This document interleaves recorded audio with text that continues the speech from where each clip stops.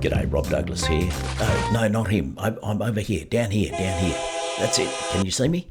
Yeah, look, I've embedded myself in the display of Albany's Model Railway, and clubs like this are absolutely critical to the well-being of local communities. So I'd like you to meet Peter Pocock and find out more about the club. He's that big bloke up there. My name's Peter Pocock, and I've been a foundation member of the Albany Model Railway Club since 1989 when we first cranked her up, and it's been a progression of various accomplishments since then. Where we are now is our second iteration of the layout, and it's loosely based on Australia, somewhere in the rural Australia. So the object is to promote the hobby and have fun and help each other, and it seems to work. We've got about 20 members, I think, something like that, and it's not a big club by any stretch of the imagination, but they're a fairly dedicated lot. We try and help each other do things. If someone wants to know how to do a certain amount of track work, well, we do that. We've got several projects going on now to improve the layout.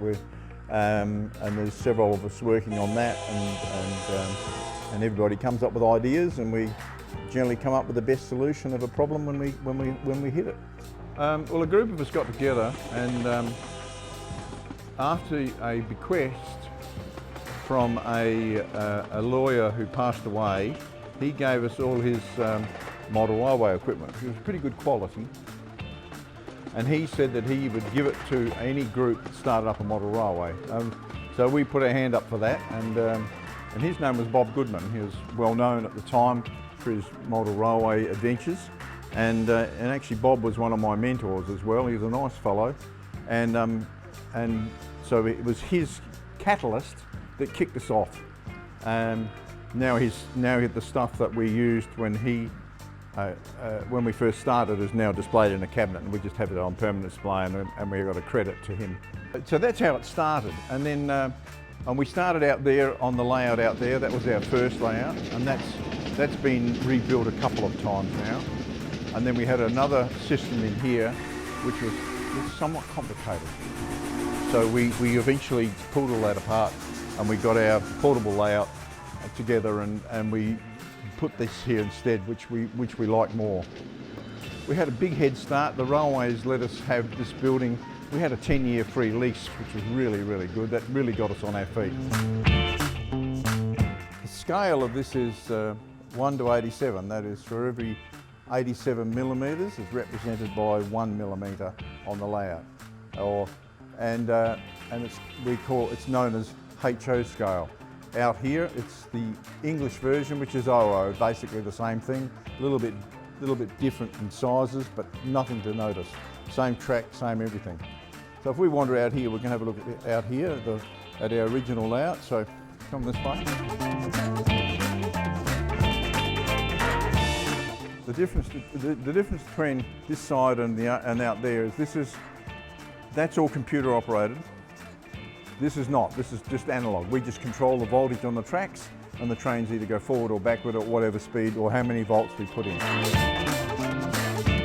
Suppose it would have been 5 or 6 when I got my first little train set.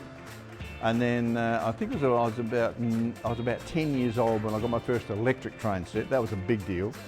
And of course, ever since then, I've sort of been infected with this hobby.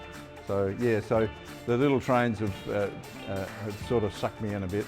And then I'm also a model engineer, and I'm building a steam locomotive as well. So yeah, I've got it bad, unfortunately. There's no hope for me.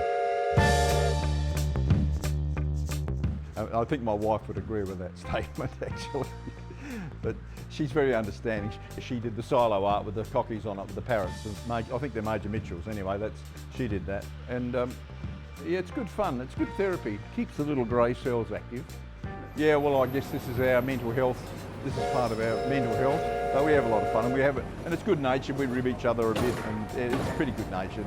Nobody takes anybody too seriously. We're not really playing for sheep stations.